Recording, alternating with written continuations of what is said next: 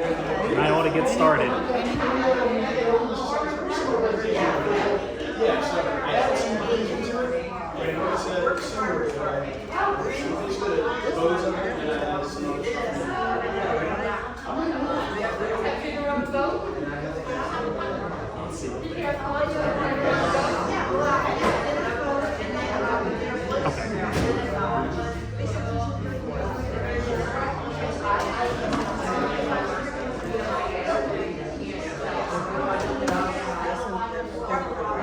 Looking for a seat?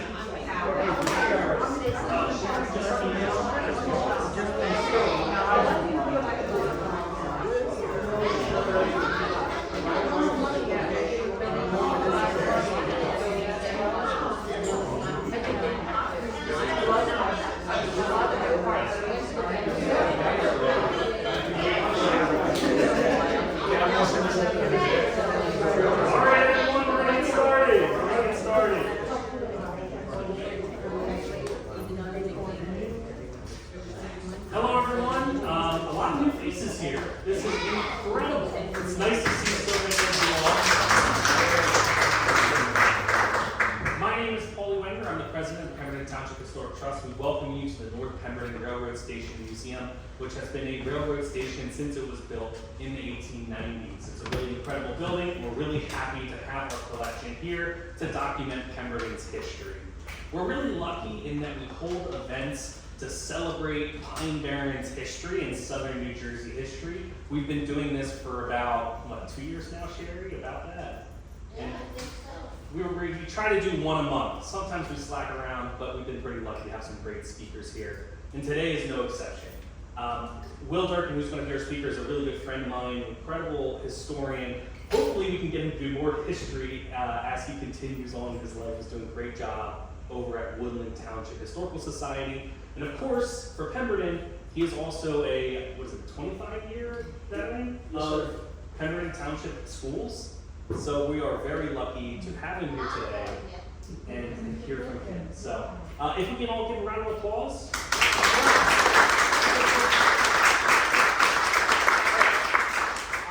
Thank you for having me out here. First off, many of you in the room, I want to thank you all, Tom, Joe, Paulie, Sherry, for your support in what I've been trying to do here. I am a math teacher by trade. Most people think I'm a teacher. Are you a history teacher? No, I'm not. I teach math. I kind of really just a hobby historian, doing a lot of research, kind of sharing some things online. I'm very fortunate. I've met some great people who are really supportive. Paulie's been a phenomenal resource for me and motivator for me to continue my journey here as I'm going through learning some of the local history. And what you guys are doing here at Pemberton Township Historic Trust is really a model for what we're trying to do in Woodland to reestablish our historical society. We were going to fold last year. The group that was running it kind of aged out. The president had passed, and the remaining members were going to just fold the society.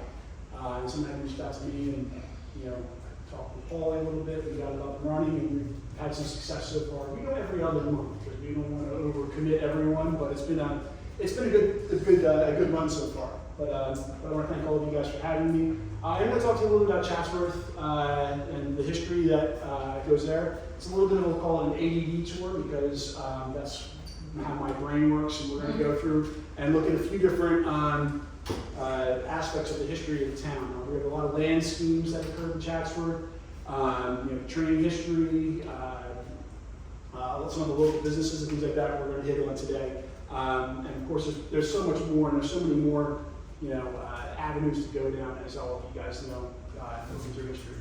But anyway, Woodland Township, we were formed in 1866. We stole part of your township to make ours. So we're not giving it back, we're keeping it. Prior to being named Chatsworth, it was named Chatsworth in 1901. It had been known as Union, initially Union Forge, Chemung Station. There was even talk called Chatsworth Park at one point. And then there's a report that's being Chesterhurst and Chemung by Bisbee, which I don't believe ever occurred. Maybe Chemung is just a misspelling of Chemung, but Chesterhurst, I don't think that ever happened. There was a Chesterhurst in South Jersey, but that's not us. Chatsworth got its beginnings in the milling industry. There's sawmills at Mount Misery, Jones Mill, and other areas all throughout the pines there. We also, the first name we have is Union Forge, which was located, if you know where Chatsworth Lake is, Franklin Parker Preserve, if you're coming down from Chatsworth Tabernacle Road, before you get to the firehouse. A lot of my references today are going to be in the firehouse and Hot Diggity Dog, because that's where people can, they identify and they understand where those are. But it was operated as a forge where they would make rods and nails with the materials from Speedwell Furnace right down the road. The forge went out of business in 1842 when Speedwell completely failed.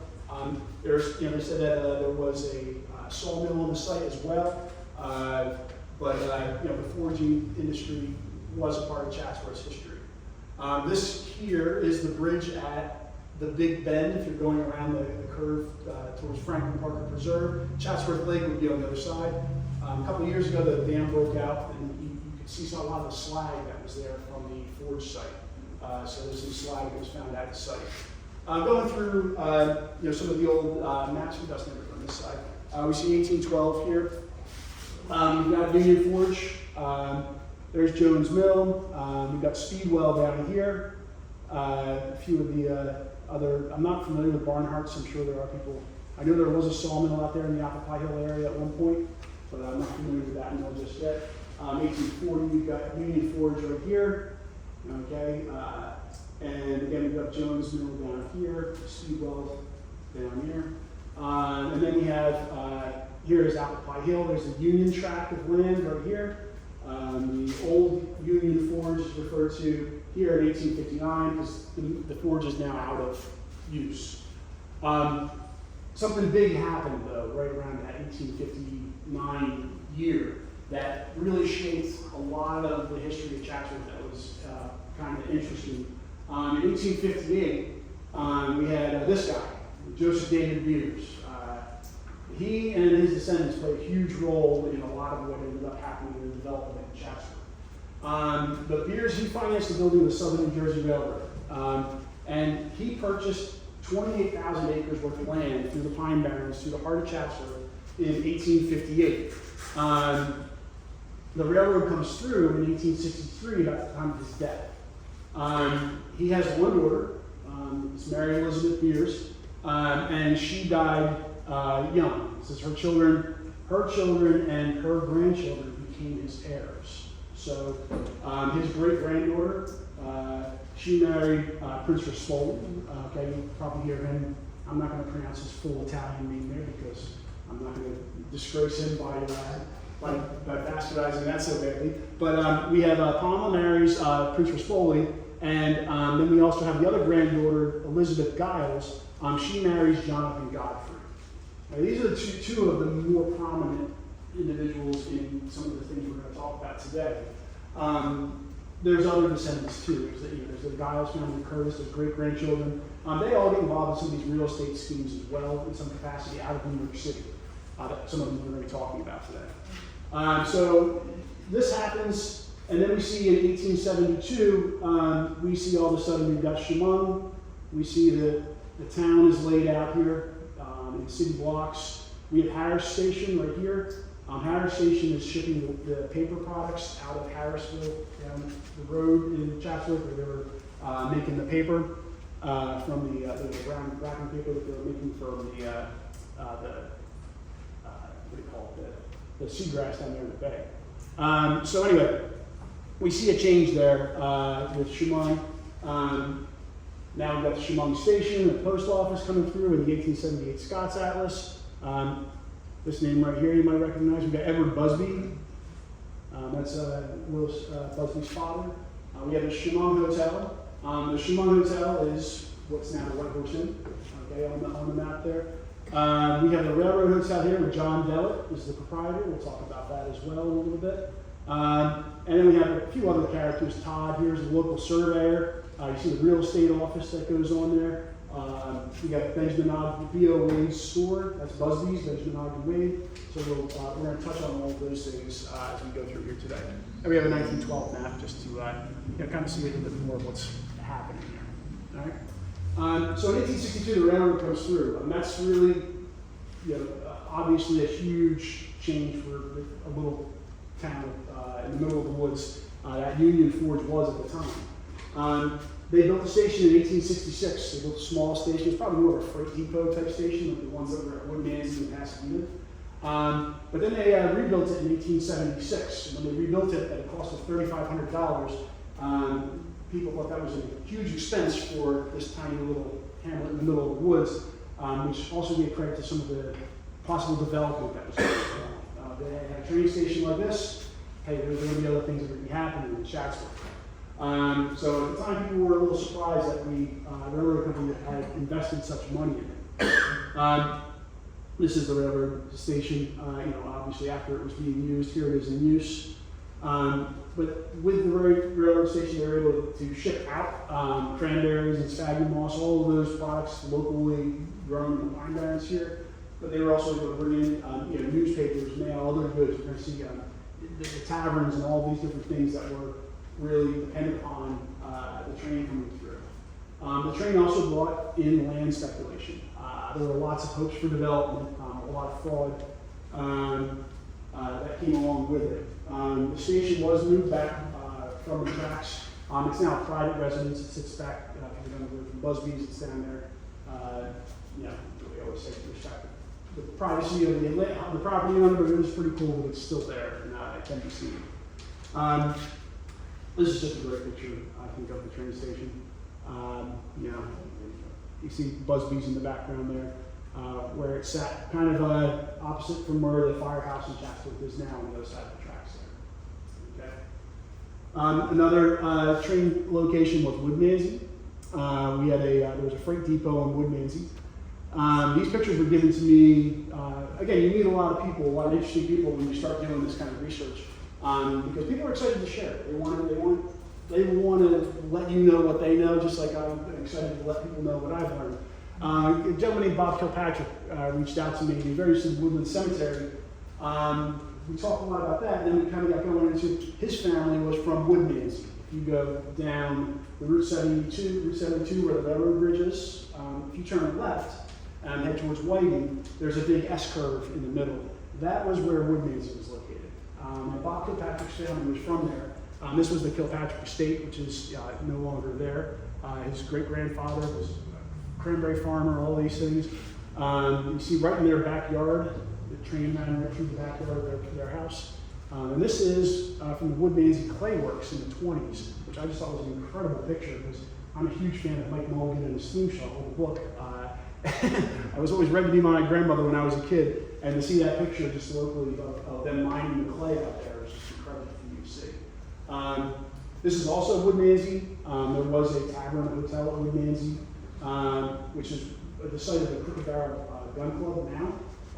And Bob believed that was that building is this building, is what he. Do you know what year that was? What's that? Do you know what year that picture was? I am guessing in the early 20s is what I would guess.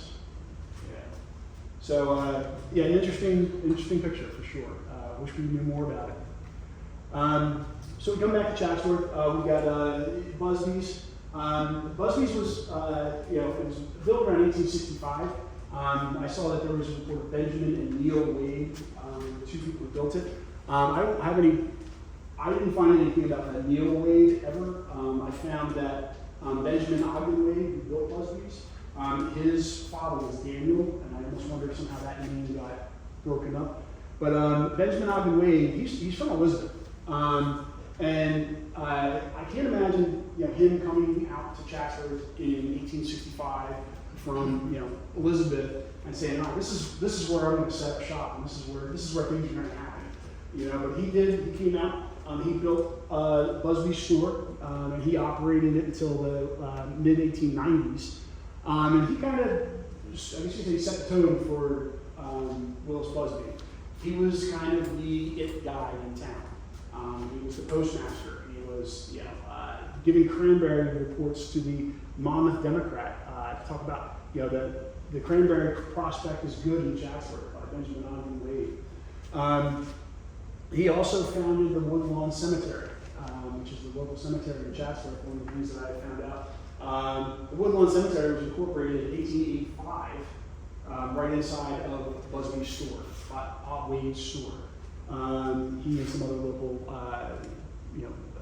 citizens incorporated that. That's something that we also manage as the Woodland Historical Society. So Wade, he operated Busby's again for that entire time until Busby actually takes over. I found some neat things about him. Is that he was a 1911 the New York Times wrote an article about Benjamin Ogden Wade because he was a reader of the New York Times for the full life of the New York Times at the time. He was a 50-year fan of the New York Times. He had been reading it the entire time. So they wrote this nice little article about Benjamin Ogden Wade. Just some census records here, just in 1866, that he's listed as a retailer and a shopkeeper. In 1865, census showing he and his wife are in Chemung Station, again, what Chatsworth was known for. So Wade died at the age of 92 back home in Elizabeth, where he moved back to. Okay.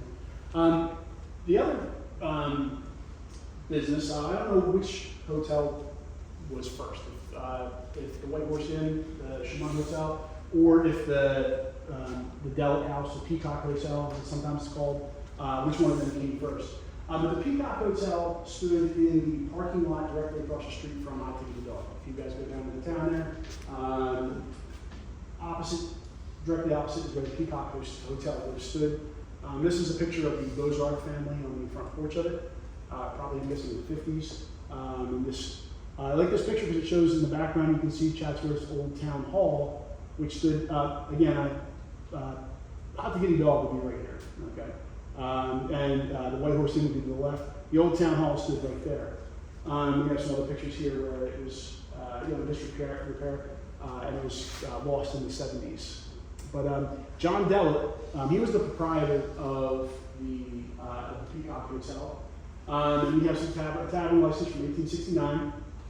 And in order to be a tavern holder, you had to have, I think it was 12 citizens or local citizens endorse that you're a person of like a good, of good temperance and good repute and honesty and temperance. One of the things I did find was that it went to court about some of these signatures of people not actually being from town. I guess in Chatsworth at the time, it might have been a difficult endeavor to try to find people, and you had to kind of stretch out a little bit to get a hold of people. But they were saying like some of these people don't even live within the township, Yeah. Mr. Delic was able to operate his hotel and tavern for a while. In town, a friend came up to me, and his grandfather was the last person to own the Peacock Hotel. And he said, my grandfather got these documents from the basement before, and I honestly don't remember if it burned or if it was torn down, and which I thought was incredible to see. This is like 1870. We see Mr. John Delic, he's the proprietor, and you've got apple whiskey, rye, whatever common would be. But it's coming from the John B. Peacock Distilleries in Philadelphia, and that's the only reference where I see Peacock come in, other than the local book that they published about the history of Chatsworth, which was called the Peacock Inn. I always see it called Delic's or the Chatsworth Hotel. So I wonder, it's another one of those avenues I'd like to explore more, the Peacock Hotel. So these old Southern Railroad receipts from ACTCO, freight for chairs and a stove. We have some tax documents, and we have here we see where John Peacock accepted $200 from Mr. Delic as payment, as credit.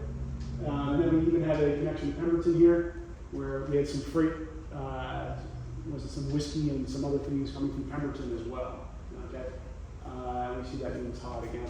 There's another great picture of the Peacock Hotel. The last iteration was the Chatsworth Liquor Store. So, there's some great pictures of that before it was lost to us. Around the same time, 1860 is where they date the White Horse Inn being built. The White Horse Inn, again, kind of the most famous landmark in our town, aside from Busby's, I guess you'd say. Obviously, it fell into some serious disrepair when I was, growing up. It was probably on its way out before they started the Cranberry Festival, where all of the proceeds from that were to restore the White Horse Inn. Initially, it was called the Chemung Hotel, and this glorious sign is still in the attic of the White Horse Inn. I imagine it must have stretched all the way across the top here when it was up and it was called the Chemung Hotel.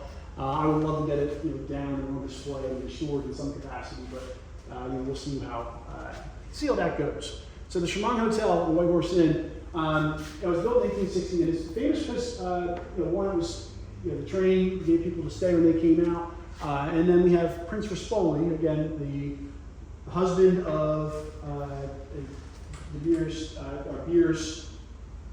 granddaughter. He comes out. He's the attaché of the Italian embassy in Washington. He comes and he stays in the White Horse Inn. I'm sure to just inspect his holdings. Okay, they've got their holdings were about 7,000 acres of the entire property that was given out there in Chatsworth. So of course, he was delighted with the charms, climate, scenery, and all of the amenities. Yeah, because I think he had dollar signs in his eyes because he saw the potential for development that was going to be occurring there. In 1890s, the hotel was renamed the White Horse Inn. You did have the White Horse stagecoach stop that was up further towards Tabernacle, which became where Paisley was located. I don't know if that's where the White Horse Inn name comes from. Then we have Jonathan Godfrey, Rispoli's brother-in-law. He also he lived in the inn for a time as well. He was kind of managing, he was more into cranberries, but also into some of the real estate deals that happened in Chatsworth. It was also used as a boarding house for cranberry workers. They have church services there.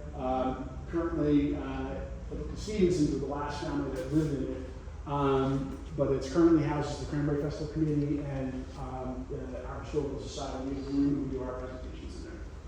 So, a couple other key features within the town. We have our Methodist Church. Initially, it was a Presbyterian church. It was built in 1873, and that burned in 1893. And a new church was built on the foundation. So we have in 1909, the church was deeded to the Methodist Episcopal Church, and it still stands today. They share a minister with the Tabernacle, and it's a great little place. If you ever come out, they're always looking to expand their membership. So, or if you want to come out and visit, we'd love to have you on a Sunday. If you go, there's some really unique stained glass in the windows. It's done by a local artisan in the 80s. Really just kind of honoring some of the local families there in Chatsworth. What street is that church on? Right This now? is Main Street, Chatsworth, right here. So if you're going down into Chatsworth, you're going to go, Busby's would be up here on the left-hand side. White Horse Inn would be up further on the right. When you're heading towards New Gretna, the church will be on your left-hand side. Yep, no problem. Across from the post office. Our post office trailer in Chatsworth. Then we have our old town hall. The town hall was in 1921. It was the town hall. It stood until the 70s, where it also it had grown and changed into the first firehouse for the township. You see, when Cahill was running for governor, you'll see some old pictures where Cahill's advertisements or campaign logos for Cahill and on the town hall, and it's also on the White Horse Inn. Some serious disrepair, but he was running for governor, and I guess the owners of those properties were in agreement. So back to Prince Rispoli. All right, so we got Prince Mario Rispoli. Again, he came to Chatsworth because he inherited those lands through his wife from Joseph David Beers, and he built a little cottage on Chatsworth Lake. It's right in the bend as you're heading out of town towards Tabernacle. The lake will be on your right. You go around the bend, and that's where the prince's cottage was. There was his son was born in Chatsworth, so Chatsworth, we can lay claim to royalty being born in Chatsworth.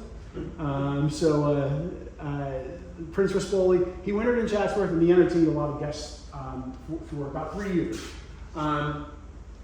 The cottage ends up burning down in 1932 after it had fallen in disrepair and long been neglected. But I think this was like kind of like a test run, if you will, for them to start the Chatsworth Club. Okay, the Chatsworth Club gets built in 1897. And it's a massive 34-room hotel. There's golf links, all kinds of trails, sporting, hunting. The Chatsworth Club, they have these beautiful stables that are right down halfway between the Chatsworth Club and the train station on the right. There's the site of the stables. There's a picture of that in here that I'll show you guys. Just really a place where the elite would come to hang out. In of all places, Chatsworth. Okay, you wouldn't think that by going there now, but it was a draw. It was incorporated in 1904, and Levi Morton was the president of the Chatsworth Club.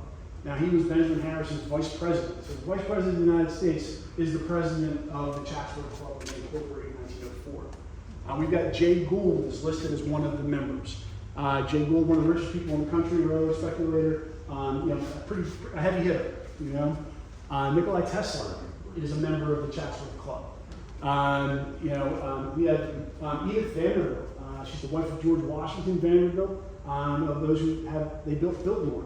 Okay, so they've got Biltmore to go to, but they're members of the Chatsworth Club. It's great. Then we also have this guy, John Jacob Astor.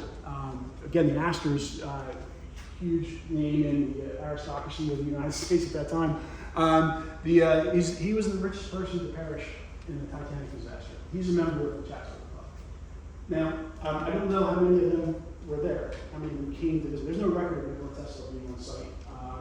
I don't know if it was could have been a favor just to boost the clout of the Chatsworth Club because it was a planned development.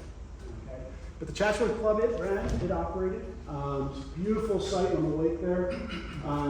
These pictures are all from the Burlington County Library's collection. Just to kind of scroll through them to see, I couldn't imagine, if only that could have stayed, billiards halls, beautiful windows. They had a lot of, again, we'll show you the stables here in a minute.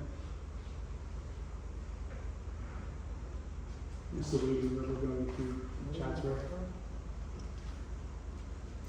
Some ice hockey on the lake there.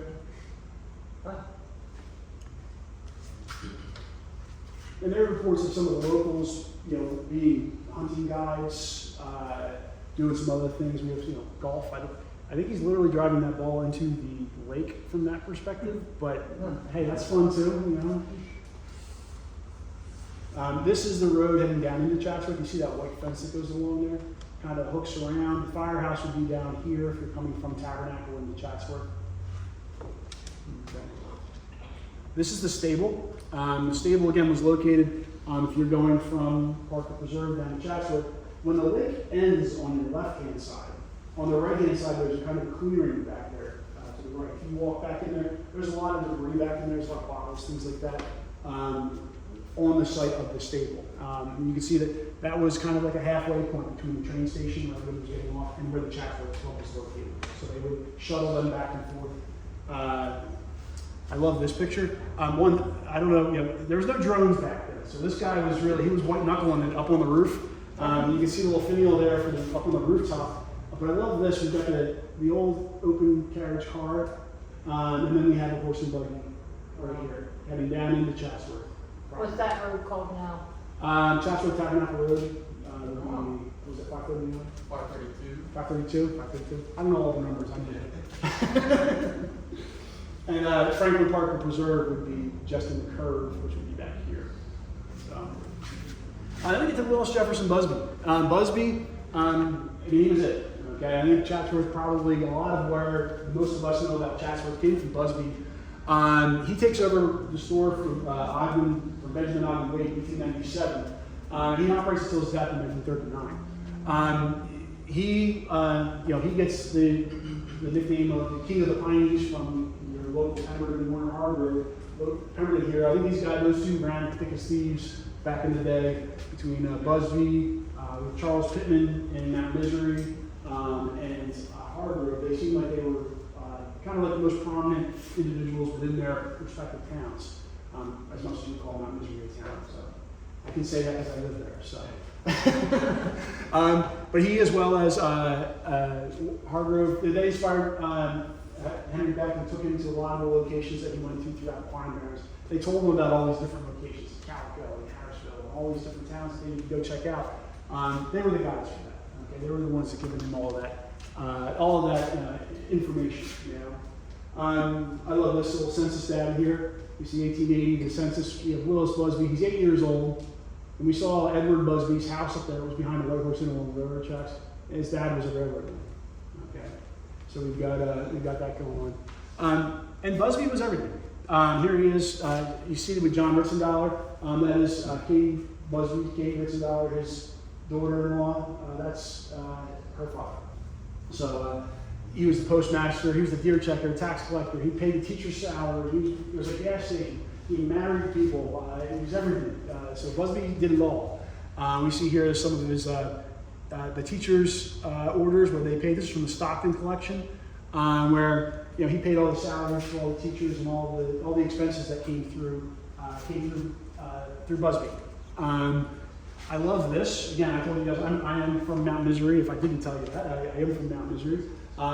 And I think this is something I want to bring back. Maybe I'll challenge Paulie next year. To the Christmas Day, we'll be celebrating Browns Mills by a hog guessing match and a shooting contest between Charles Pittman of Mount Relief and Willis Busby of Chatsworth. So, Paulie, I'm going to get a glove and I'll slap you in the face and challenge you to a duel. You notice Mount Relief, Mount Misery was called Mount Relief there's been many attempts to purify Mount Misery's name. I'm sorry? The We're question? trying to figure out what hog guessing.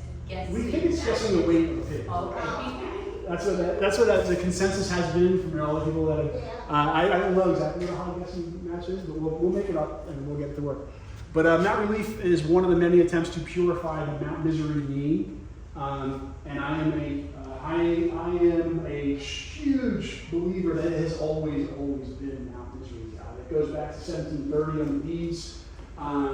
There's Bisbee is the one who came up with the Misericordia, which I believe is a complete myth.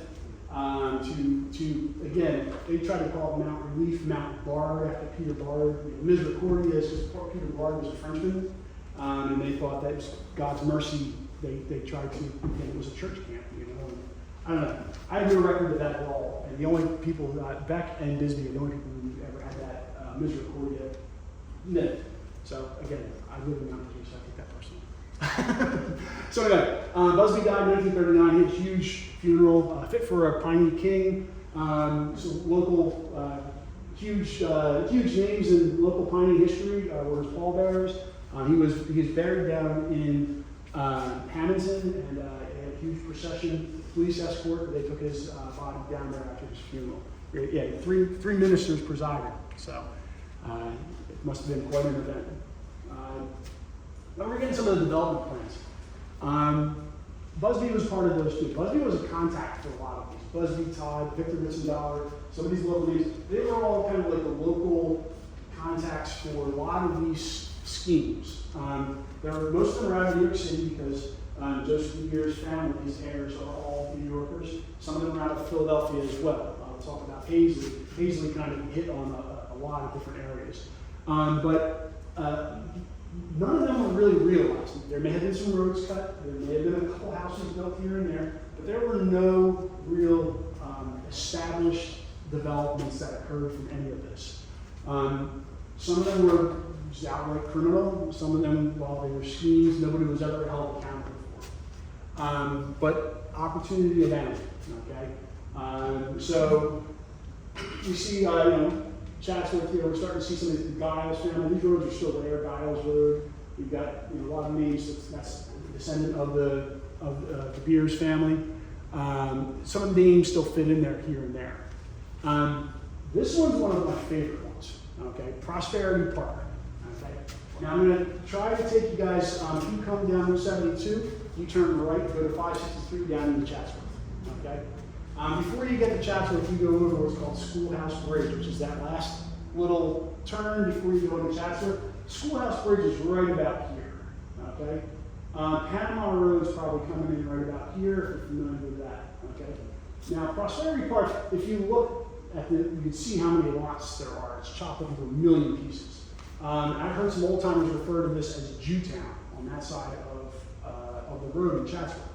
And I always thought it was kind of a derogatory expression, but then I did not realize that a friend who lives in there, he says, yeah, I have all these paper roads to my property. They're all Jewish surnames. All the roads were Jewish surnames. Well, what happened was Prosperity Park was a planned Jewish development for cloak makers out of Brooklyn.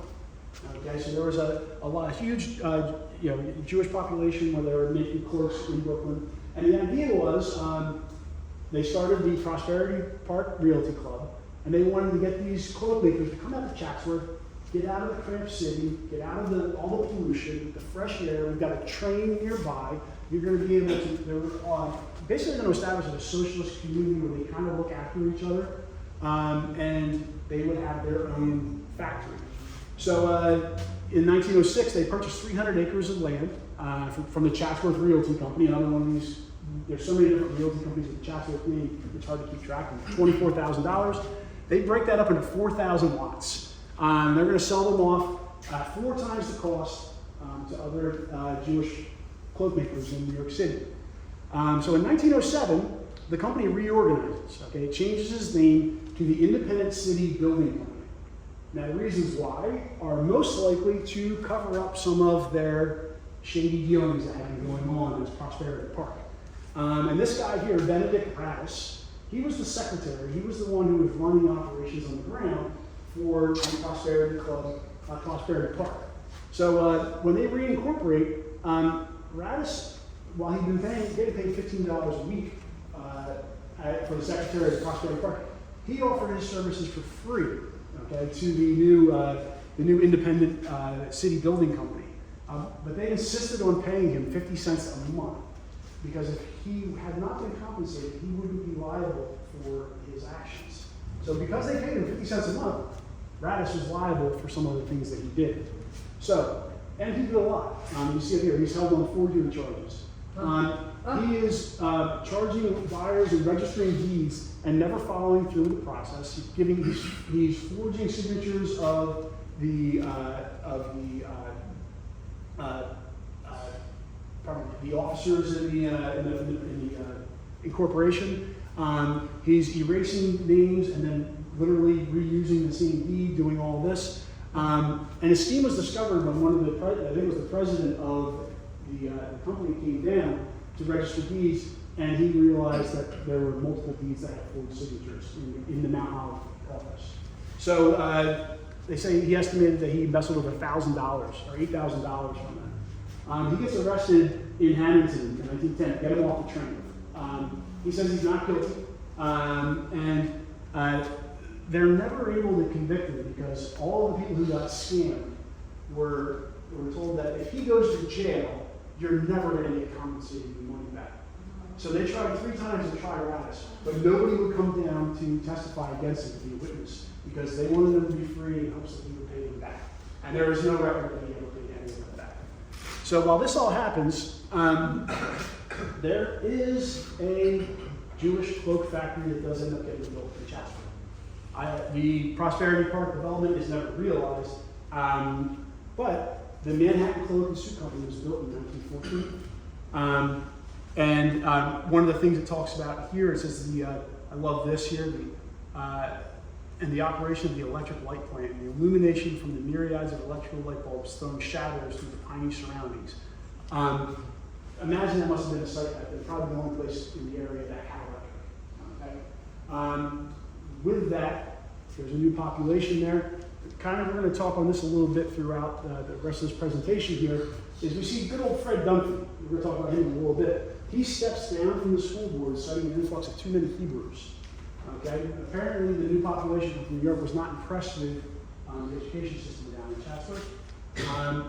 And it says, this quote right here in the article, it says, should Miss Kite pass a visit this winter, she will find that the good old times are passing away.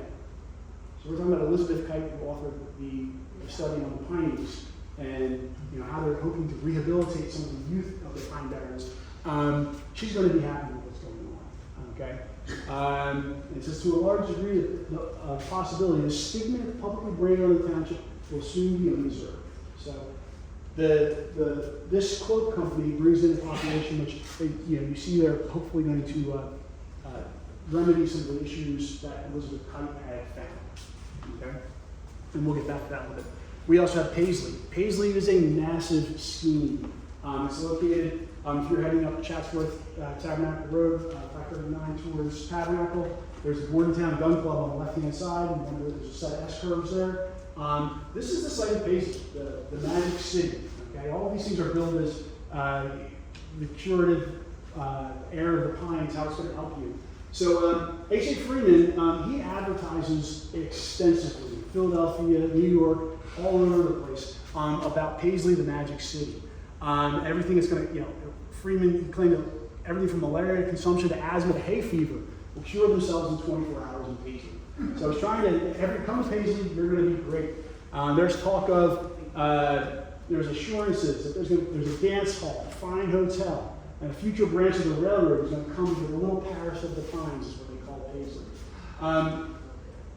A reporter from the Morning Post came out to investigate the site in 1891, I believe after some of the people who bought property came down to inspect the site and saw there was nothing there. And he said there was one person living there, there was an abandoned mattress factory that had nothing to do with Paisley, and there was an abandoned store. So Paisley is getting realized for what it is. During the paper's investigation, he found a man named Collins. He was the lone resident. He said there was no hotel at Paisley.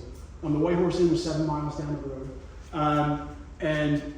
The mattress factory is completely abandoned. And they said there was a guy that was running a store named George Brooks. I did find that he was the postmaster. They did have a post office in Paisley for a brief period of time.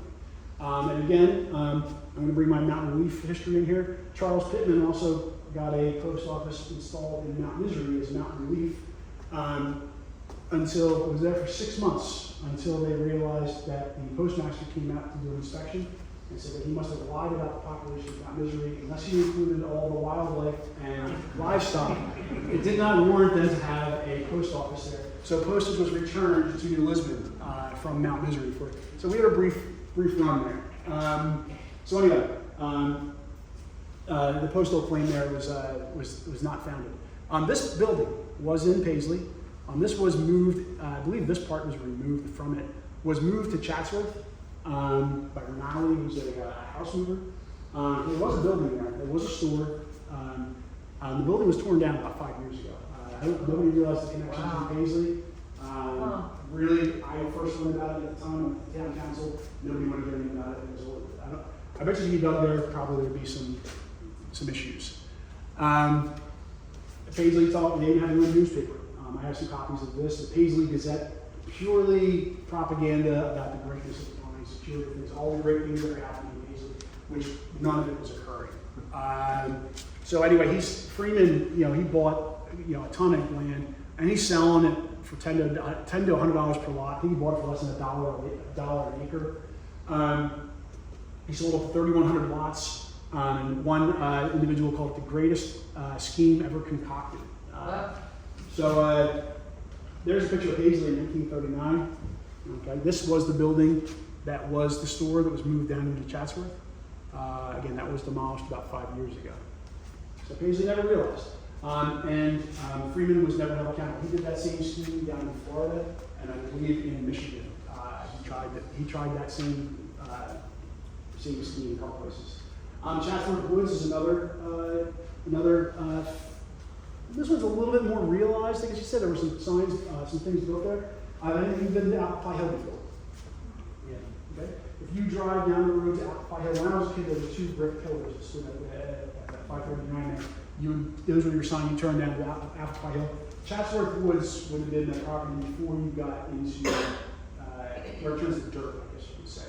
But Chatsworth Woods was, this is the original sign. It's owned by a friend of mine, Albert Morrison. I duplicated that a few years back. It's my version of it. This was realized, they cut the roads in. Chatsworth Woods, I love this little stationery we found in the Historical Society there.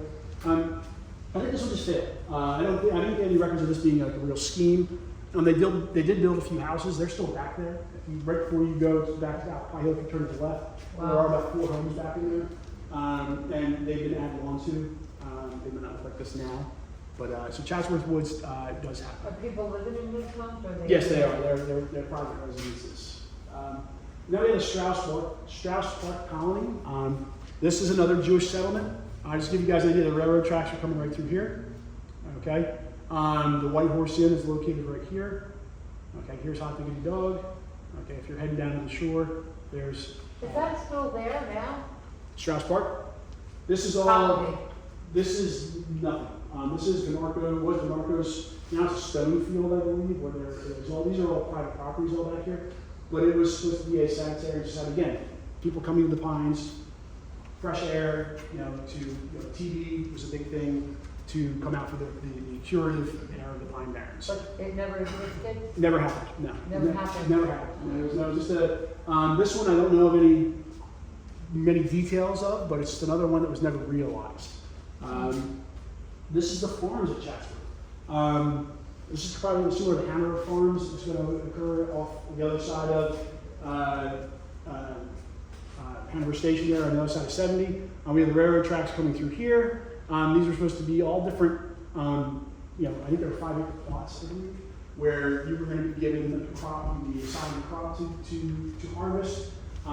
It's all, again, that community-minded where you would have assistants, everybody was helping everyone to harvest and get the crops to the stations. Like here is downtown Chatsworth with the train stations here. If you're coming down here, here's the 72 bridge. There's another railroad station proposed in this, which I didn't realize. So the farms in Chatsworth does not happen. One of the things I love about this is this folk art map, this Main Street at Chatsworth. There's the Chatsworth Club on the lake. Nothing's quite to scale, but it's just, I love that art. I think this is around 1911. Chatsworth Manor is another. This is on the site of the Chatsworth Club.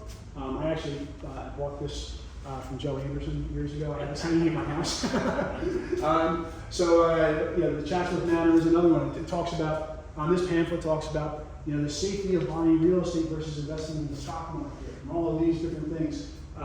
Again, it doesn't get realized. We have Pinecrest Sanitarium. Dr. White this is at Applepot Hill. This circle right here, we're not sure if that's the top of Applepot Hill or another location heading back in there. I think it's when you come down the road to Applepot Hill and then you turn to the right and then you go to Applepot Hill this way. Dr. White's, I believe his house or his office was right in where that road comes to the point there. There is a foundation there. There's 2 brick pillars on either side, over here and here, which I believe is the site, but there's some, we're not sure where this is. Did that exist? Does not exist. Never happened. Nope. It never happened. No. Yeah, it's all schemes. Dr. White was bottling. He was bottling water and selling it from Applepot Hill, where again it was the curative waters of the Pine Barrens. We do have a couple bottles from his bottling plant. There was a hunting club at the top of the hill. There was a couple other things that were there, but Pinecrest Sanitarium was never realized. Now we get to the schools. Chatsworth had a wide variety, 4 or 5 one-room schoolhouses prior to 1918. We have the Chatsworth School, which is right here. This was directly across the street from Chatsworth Cemetery before you get to Jones Mill. Okay. We do have one of the original desks from Chatsworth School in our collection. Okay, here's a later picture of the Chatsworth School. Who's we? The Woodland Township Historical Society. And we have the Woodmanzy School. Woodmanzy School is the first one of record that we have. It's 1866, and the school was built in 1873, which is an interesting note because Elizabeth Cutt doesn't claim schools necessarily in the township. Or I should say in the newspaper, that we're talk about it a bit, they cite how the first school in the township is put in. But anyway, this Bob Kilpatrick from Woodmanzy, he gave me this book, which was his great uncle's, Oliver Kilpatrick's school book. And we have Oliver. This is, the penmanship's incredible. We see it in 1914. And we also see here the list of the presidents Of course, we see our Woodrow Wilson, New Jersey's own, who becomes president, and as he's succeeded by an interesting character we'll talk about in a minute. So 1914, I just find it interesting to see that the schools are established, they're thriving, they're doing well. Obviously, Oliver Kilpatrick did not learn all of this in a year. This is beautiful penmanship. We also see here where Busby's paying the school teachers. Again, this is from the Chatsworth collection. Victor Ritzendahl is the president of the Board of Education. So some prominent names there. Mount Relief School, Mount Misery. This again is from we see Charles Pittman's getting paid for oil for the Mount Relief School.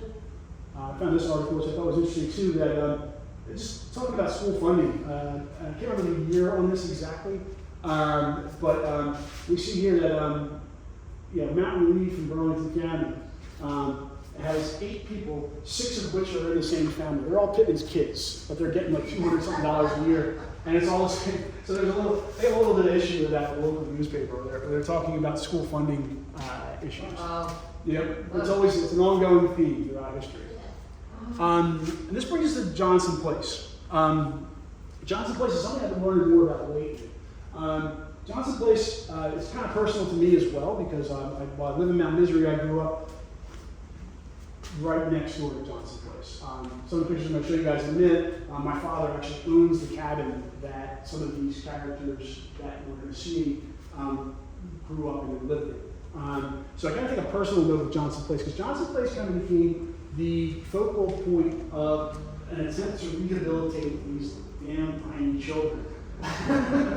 So now Johnson Place School is in operation. In 1893, this is 1894, and we see this cheery character right here, Mr. Mallet, with his students. I said I should have grown a long beard years ago. I think the kids would give me a lot more respect because I don't think any of those kids were stepping out of line with Mr. Mallet because he looks like no joke. But the school's operating for years. Okay, in the 1890s, we have photographic records of it operating. In 1914, Mary Davis comes to Johnson Place. This is Mary Davis here, and she's widely seen as like she's from Philadelphia. She's a retired teacher. She's coming out here on a mission to save the Pineys. Okay, she goes to the county superintendent, offers her services up, and they claim that newspapers claim she founded a school at Johnson Place in 1913. Okay, she didn't found the school in 1913 because here's 1910. The Johnson Place School had this lovely yearbook already. Not only is it just the effort that went into this publication is incredible. I want to point out some names. Emma Thompson is one of the pupils. We have Elva Thompson is one of the pupils. They lived in the cabin that my father has now. The board members, we have Victor Ritzendahl. We have where is he at? John Wesley Thompson. We have some pictures of him. He lives in the cabin, like I said, right next to where I grew up. So the school is running and it's successful at the time. We see here's Mary Davis with her pupils. If you ever go back to Johnson Place, a little dirt road in the middle of Senior Road, this would have been directly across the street from the Gun Club, probably about a half mile in. Now, we talk about when Woodrow Wilson goes to become president, we have Governor Fielder takes over. Governor Fielder picks up on something that Woodrow Wilson did not on his way out, which was a report from Elizabeth Kite that talked about the Pineys.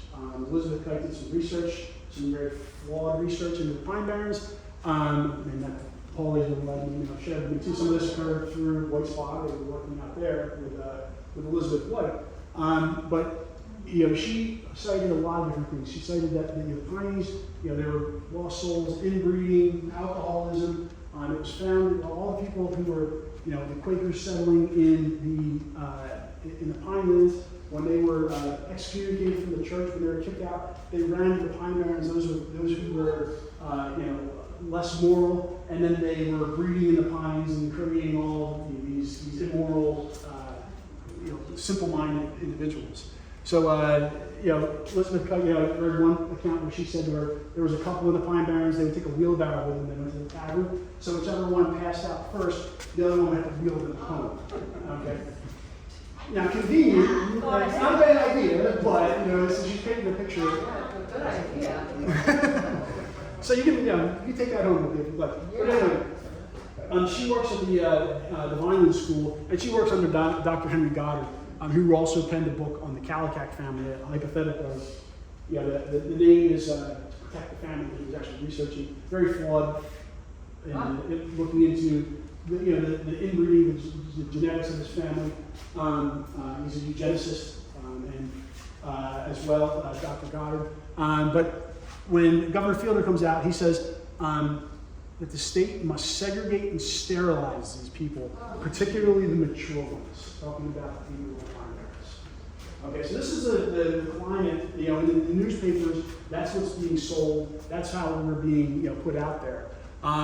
Johnson Place becomes a very public point of that because Mary Davis is attempts to come out there. She's going to rehabilitate these young children that are, that need it. And of course, we have 4 Mile colonies built in 1914, to try to take care of, some of the older ones that are beyond rehabilitation.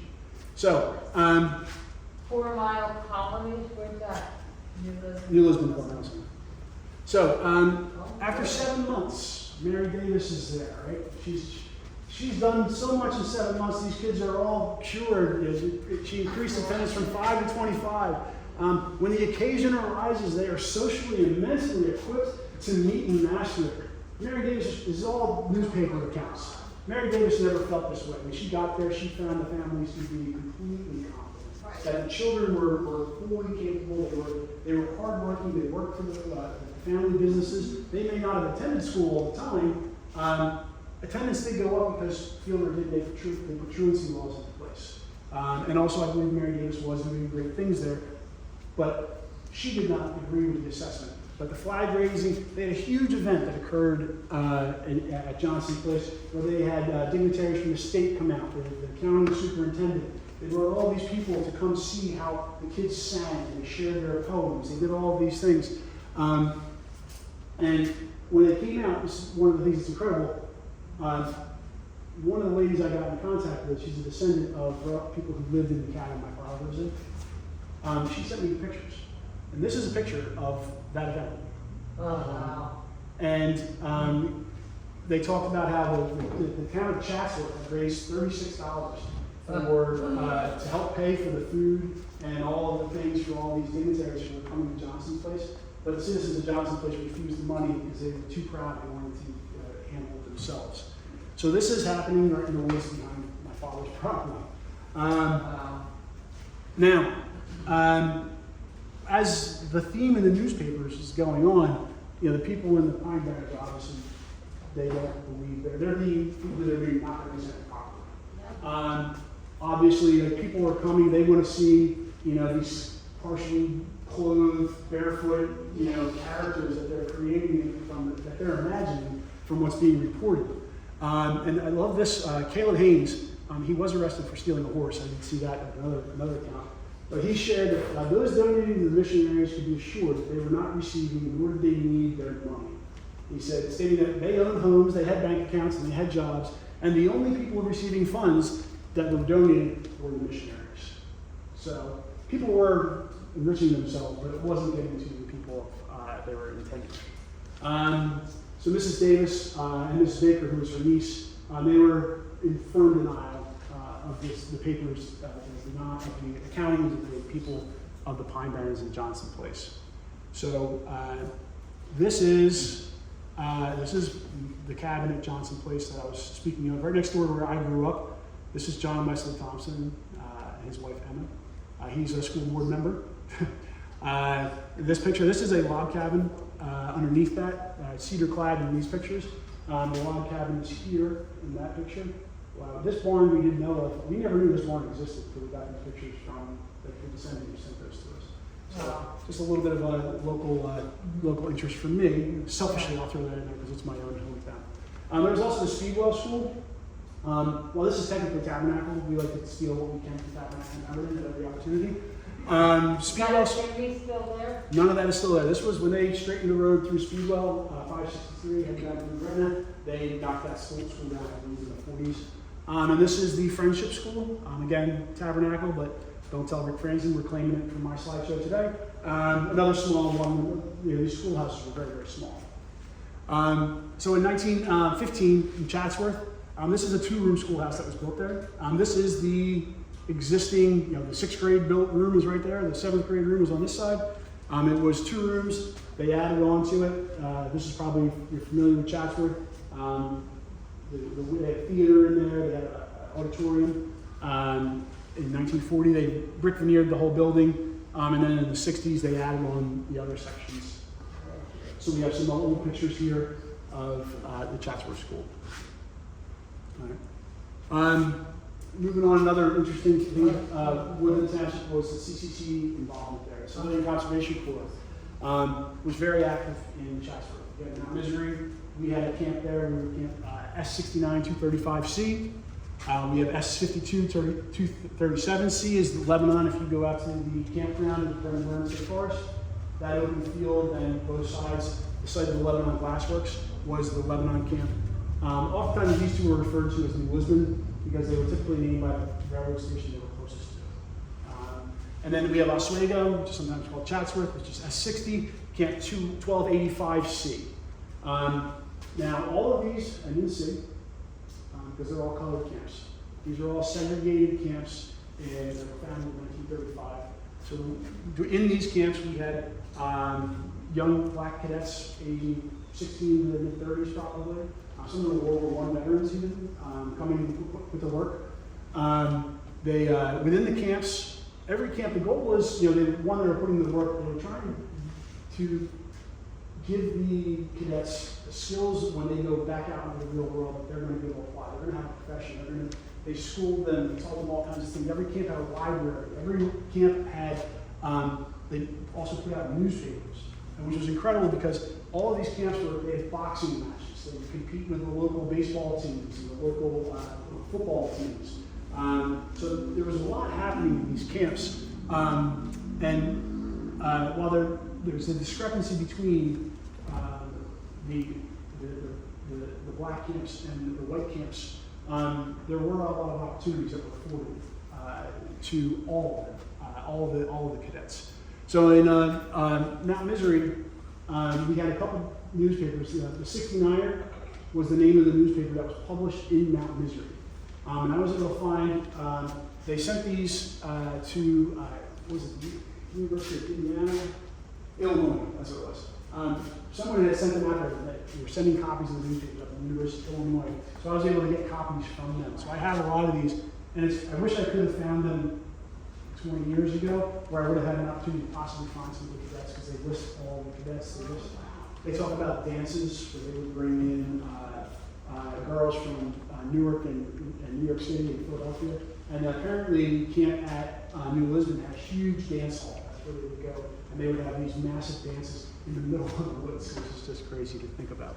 So, there's a great, rich history there in the CCC. Mount Misery has the only remaining buildings from the CCC area. We have, I think, 3 buildings that are from that era. One of them is in its original condition. It's a storage unit, and that is a private camp. That's if anybody ever wants to come see it, you can reach out to Paulie, and I'll happily show it to you.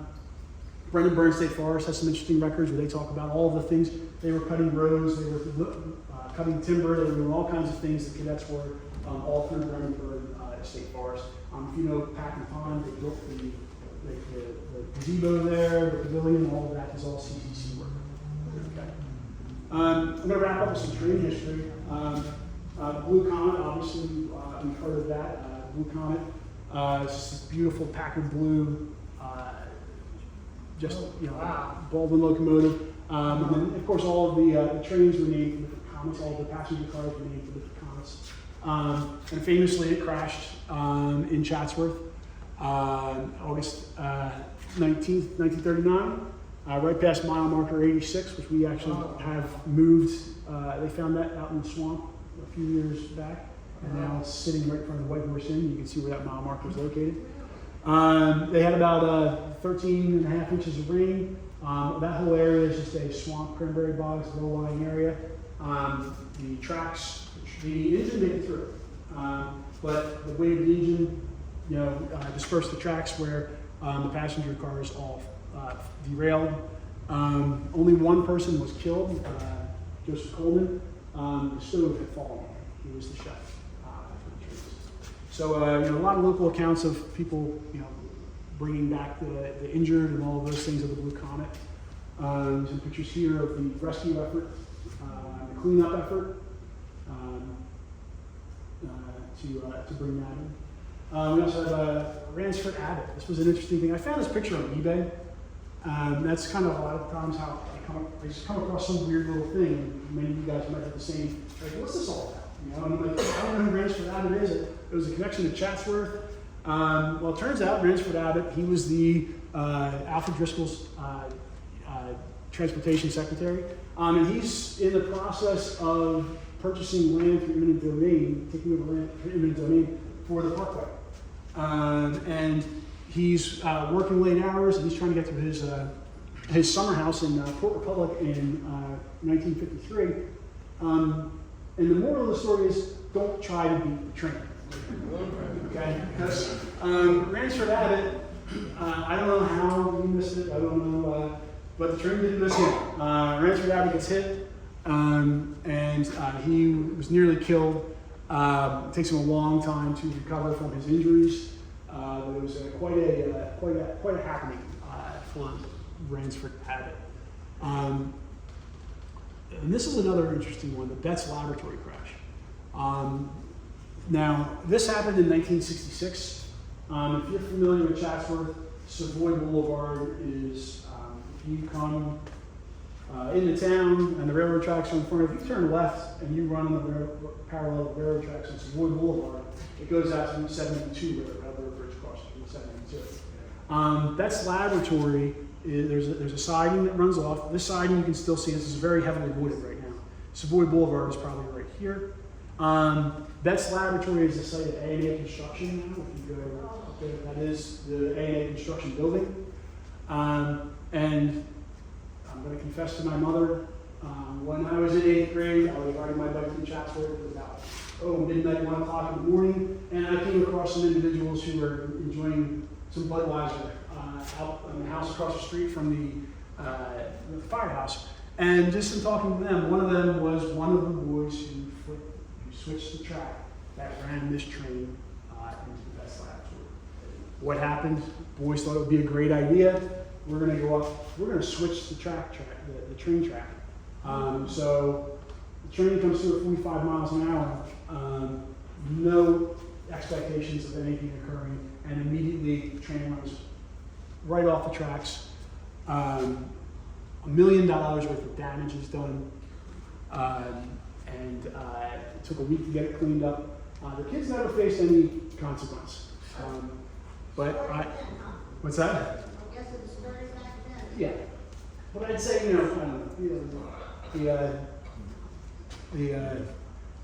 the lot in life I think that they ended up leaving whatever could have been there. So anyway, another train crash that I found that was interesting as well, and I didn't include in this, was it was Katie Busby's mom. Her name was, she was an Indian. And I was looking up the Indian Gun Club. And her brother in 1960, his name was William Dirkin. I saw his grave in the cemetery. It just said, our beloved son, God took him too soon. And one of those things where I was like, what's this all about? Look it up. And he was crossing the railroad tracks in 1916 with a guy named, it was a Lemon. There were a lot of lemons in Chatsworth, a lot of lemons in Pemberton as well. And the accounts were that it's almost like they didn't look, they didn't see anything. They just drove straight through and the train took them out. They flew hundreds of feet, killed instantly. So another train tragedy, in Chatsworth, but it's kind of a connection with Busby and all those things that just recently looking through things. But anyway, you can find us at Woodland Historical Society or Gmail. When's your next meeting? Our next meeting is going to be July 12th. We are going to be doing a show and tell. We're going to invite some locals to come out and the artifacts that they have that they like to share. And then there's an ice cream social in the works as well. So, Well, let's give a round of applause.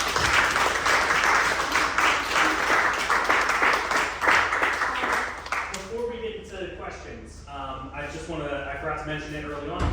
Today is the farmer's market in Browns Mills. There's good food trucks and I think it's still going on maybe, right? Till 2 o'clock. So after you're done here, super close to get to Browns Mills, go buy some good produce and food trucks and other kind of good stuff. Otherwise, let's open up some questions. yes. So the Carranza crash will have its 100th anniversary in 2028. Yes. And I know that their family, their descendants, are looking for the Carr family. Yes, yes. Have you gotten involved in that? I have reached out to, I've written a thing about the Carranza crash, and Wil Carr, I believe, I don't know, he commented on it, that was his father or his grandfather. I reached out to him when I heard that the Carranza family was looking to, they wanted to do a special event for the 100th anniversary. Yeah. I- I know they do an event every year, right? They do an event every year, Yeah. they're planning, for something bigger for the 100. I reached out to him a couple times, sent some messages. I know he's seen it, he gave it a thumbs up, but I did run the Chatsworth Happenings Facebook page, and in looking through, it's hard to keep up with like the requests and everything. One of Carranza's descendants had written a letter to the Carr family that I just, Yeah, I it saw was a that. while ago, and I just Yeah. approved it yesterday, so so much stuff comes through. I heard about this already, I talked to the message Wil Carr, and hoping that they can connect, so I think it would be great. Wouldn't that be great? I do know my son's a member of Boy Scouts in Tabernacle, and this is a cool project that we went through to restore all the graves of the Civil War veterans in the old Tabernacle Cemetery. They cleaned off the headstones, and they're going to eventually, the Tabernacle Historical Society, they have these little metal posters with QR codes on there, where you can go up, you can scan the QR code, and it'll tell you a story of who that veteran was, which is great thing for the kids to do. But I also found out one of the other Eagle Scouts, they restored the Carranza Memorial. So the Carranza Memorial, they use the same, there's a special treatment they use for tombstones and things to kind of kill that bacteria that blackens them. Yes. So the Carranza Memorial is, if you haven't been there in a while, you can go check it out. You can see a lot more inscriptions and things of that.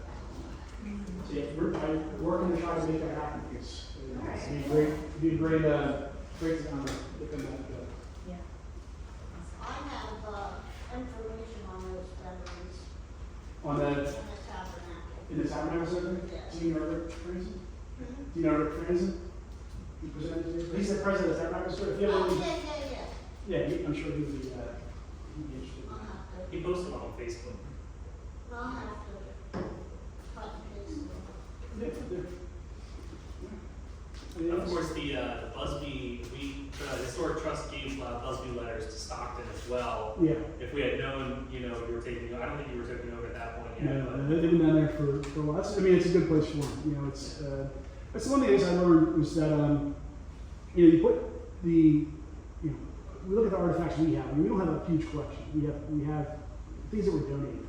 And, when people donate these things, they think they're going to be safe and secure for the historical society. It's only as safe and secure as the security, as a society is sound and operational, because they were just going to turn over all the holdings, everything, and I don't know what would have happened otherwise. I wasn't looking to start and run a historical society at all, but just purely out of, my interest and I saw the necessity at the time. That's how I ended up doing this. So. The Johnson School, the Reeves family, Reeves Ball. Yes. All that. Sarah Haynes Reeves taught there for many years. I think the pictures of that are in the new listing of that Bobby Reeves. Oh yeah, I have that book. I'll have to check it out. Yeah, check it out. Yeah, that's a great book for sure. Okay, so I have a question. Yeah. Can I be next, Paul? Yeah. So, you talked a lot about these fake sanitariums. Were there any real ones?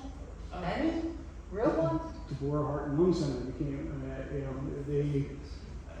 Yeah. you heard a lot about people going out west for the dry area, and I think while a lot of it was for marketing you know, I think a lot of people may have been having issues in cities with, you know, air pollution purely. I don't know, you know, just getting away from some of that could have been. I don't know if you would speak more about Pemberton is where most of the sanatoriums were. I mean, Newcomb was the president of the county's sanatorium. like tuberculosis, something too. Yeah, so he started his in like 1912, and then Deborah bought it in 1923, and then he had another one after that. Okay. So even though he was an honorary member of Deborah, he had another one. Yeah, the worker has the Jewish background too. Yeah, that's why when you pulled up the Jewish tuberculosis thing, I was really interested. Yeah. Oh, okay, so you're talking about sanitariums and, tuberculosis, but the one over there by 4 Mile, that's for mental patients, right? So there's 2 sanitariums, one for TB and one for mental? So the 4 Mile Colony wouldn't be a sanatorium. It was more so a training school is what they called it. Yeah, and there's a book actually. That's for mental, right? That was the plan, although it didn't actually really house people from this area. Most of the people that they brought in were from Trenton. Okay, and then the other one, Deborah, that was for tuberculosis. Yes, So there's yeah. 2 different things, they're called almost the same thing, one's a sanitarium and one's what? One is a training school. Sanatorium and sanitarium are kind of used, interchanged Yeah. between Oh, both. okay. Well, and I always thought sanitarium was it's like hospital, but I've seen it used both ways for. Dr. Newcomb's place was on, out there in front of, Buttonwood, Aspen Hills, it was right in that area. Yeah. Any other questions? Okay, before our round of applause, we're going to have a meeting with our group afterwards, so if folks want to head out or stick around, you're more than welcome to, but let's just give one last round of applause.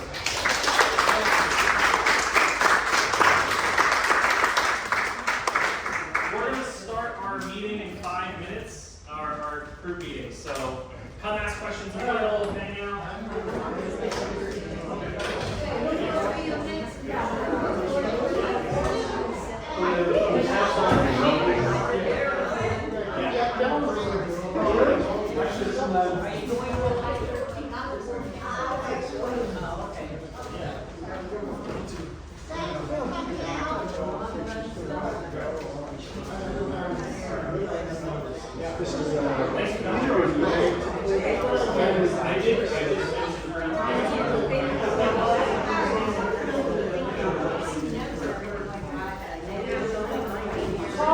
Yes, everyone does.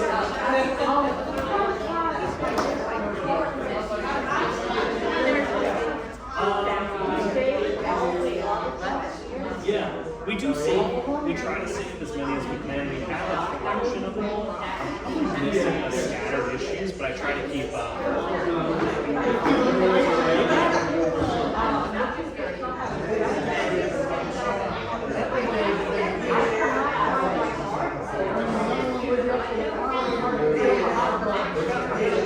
have a box downstairs filled with something. Yeah, down in the basement.